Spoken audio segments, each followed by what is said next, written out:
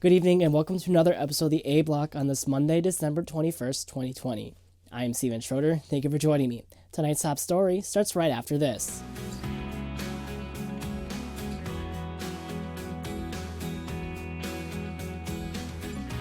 We start tonight with news out of Minneapolis, where a 17-year-old boy was shot and killed early Sunday morning. Officers arrived to the scene in North Minneapolis at 2:25 a.m. When they arrived, they heard multiple gunshots and saw a boy suffering from a gunshot wound. The officers attempted life-saving measures. The boy was admitted to a local hospital where he later died. Police believe the boy was involved in a confrontation that escalated into a shooting. When officers arrived, others who may have been involved fled the scene. More sad news coming out of Hill City tonight, where a contractor working on the Enbridge Energy Line 3 pipeline has died during an accident on Friday. The accident occurred at a construction yard in Hill City. Enbridge Energy spokeswoman Jilly Kellner said work in the area stopped on Friday but later resumed on Saturday. No further details have been released as the investigation is ongoing. On Friday, Minnesota State Senator from St. Cloud Jerry Ralph passed away due to complications from COVID-19. The 76-year-old's death marks the first Minnesota lawmaker to die from the virus. Ralph was among a number of Republican legislators to contact COVID-19 after coming in contact with colleagues in mid-November. In a statement confirming his death, Ralph's wife said her husband was, quote, dedicated to his life to service, end quote. In other legislative news, Minnesota lawmakers are telling 3 more restaurants to close indoor, in-person dining or face a 60-day suspension of their liquor license. Those include the Interchange in Albert Lee, Cornerstone in Monticello, and the Poorhouse in Clarks Grove. This news follows a growing list of restaurants that are ignoring the executive order set in place by Governor Tim Walz to help slow the spread of COVID-19. Those businesses cited for violating the order will have hearings before an administrative law judge. This Saturday marked the day 1 of outdoor dining for Minnesota restaurants as Governor Tim Walz extended the pause on indoor dining through January 10th. But bars and restaurants that are able to serve outdoors now can, at 50% capacity with a max of 100 people. CBS News' Kate Raditz talked to outdoor diners about why they feel braving the cold for a bite to eat is worth it. It's a dry 25 degrees in downtown Wayzata. Is that warm enough for outdoor dining? It feels like we're at Vail and it's beautiful. The grocer's table has room for a few reserved spaces outdoors. They're complete with your own fire pit, heat lamp, and blankets. Groups are kept 6 feet apart. You know, I've got a father right now that's actually in the hospital with COVID-19, so I get it. But at the same time, we're careful and, we've been just fine. At the Block St. Louis Park, a year-round heated floor patio was already in place, but typically the retractable doors came down for winter. Not this time. The state's order says the outdoor dining can't be fully enclosed, meaning even restaurants that had previously set up things like igloos aren't usable right now. So it was open window patio dining here. We asked our team if they wanted to do it. At first, they thought we were a little cuckoo, and all of a sudden, we put it on social media, and people really wanted to come out and support us. The owner said just some type of outdoor dining can boost their sales by as much as 20%. Almost all of their reservations were booked for Saturday. We know it's been so hard for them, so we thought we jumped on the opportunity to be here right away when we could. Still, restaurant owners are hoping there will be more guidance after the holidays end. January is a really tough month for restaurants. January, February, March. And if we don't have indoor dining, it's going to be a real challenge for every restaurant out there. Taking a look at today's daily COVID-19 update for the state. Today, the Minnesota Department of Health reported just under 2,000 positive COVID-19 cases for the first time since late October. 22 more deaths were also reported, marking the total death count to just under 4,900. The 7-day rolling positivity rate is at 6.7%, down from 6.8% a week ago. As Minnesota and several other states start receiving COVID-19 vaccinations, CVS Health announced on Monday they will begin vaccinating more than 63,000 long-term care residents and workers across the state following the Christmas holiday. The company plans to start administering the test in Minnesota and 36 other states starting December 28th. This news comes after Minnesota has started the process of vaccinating healthcare workers with the Pfizer-BioNTech vaccine earlier this month. Breaking news out of Capitol Hill. After months of partisan fighting, Congress has finally reached a deal to provide new economic relief for millions of Americans. The $900 billion package includes help for small businesses and a $600 check for most Americans. That's less than Democrats demanded, but more than most Republicans wanted to give.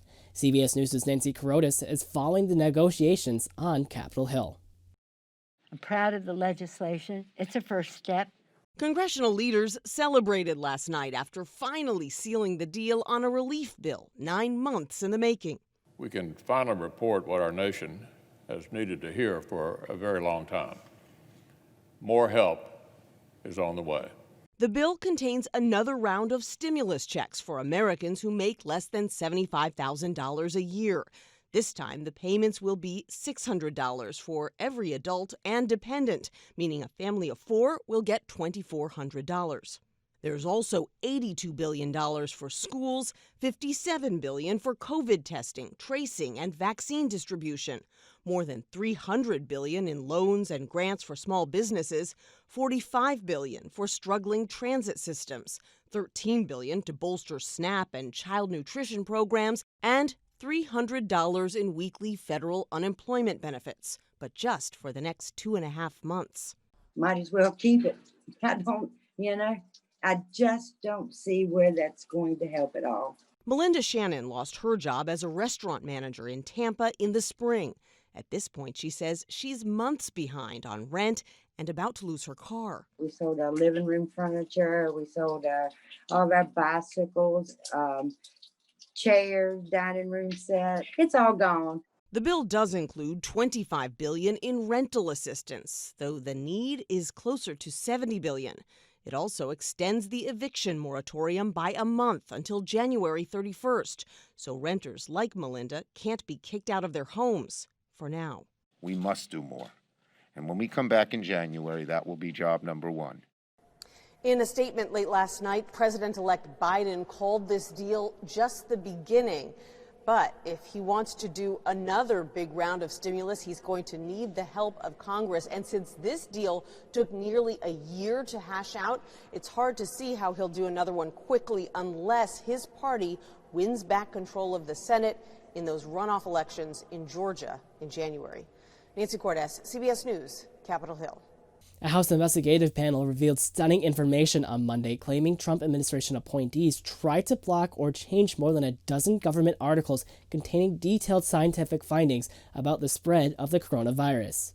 Representative James Clyburn of South Carolina said his investigative committee found evidence of, quote, political pressure campaign, end quote, to bully professionals at the CDC as a way to cripple the nation's coronavirus response in a misguided effort to achieve herd immunity, end quote. The HHS says there were no political interference. In more political news, outgoing Attorney General William Barr says he sees no reason to appoint a special counsel on a potential election fraud for an investigation into the taxes of Hunter Biden. In his last press conference as Attorney General, Barr said the investigation into Hunter Biden's taxes was, quote, being handled responsibly and professionally, end quote. Barr also stated he believes Russia was behind the cyber espionage attack targeting the U.S. government, further distancing his views from President Trump, who suggested without evidence that China would be responsible. Moving to international news, many countries overseas are imposing harsher travel restrictions over fears of a new strain of the coronavirus that authorities say could spread more easily. Many countries are halting air travel to the UK, while France has banned trucks from entering the country for 48 hours for further investigation. Many health experts have urged caution, saying it is still unclear if it is more lethal. Scary news out of Honolulu, where the Kilauea volcano has erupted with reports of lava fountains shooting over 165 feet into the sky.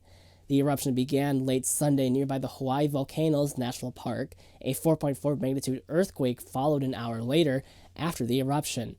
However, no significant damage to the buildings or structures have been reported. A steam cloud was also associated with the eruption, shooting up to 30,000 feet into the atmosphere.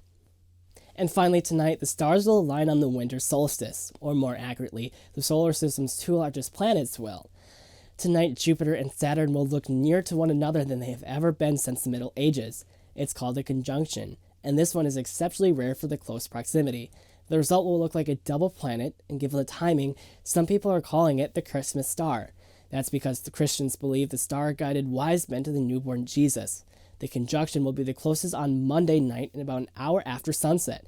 It'll be visible to a lesser extent each night until Christmas in the low western sky. And with that, that'll wrap up tonight's episode of the A Block. Thank you so much for joining me. I will see you again next time. Have a good night.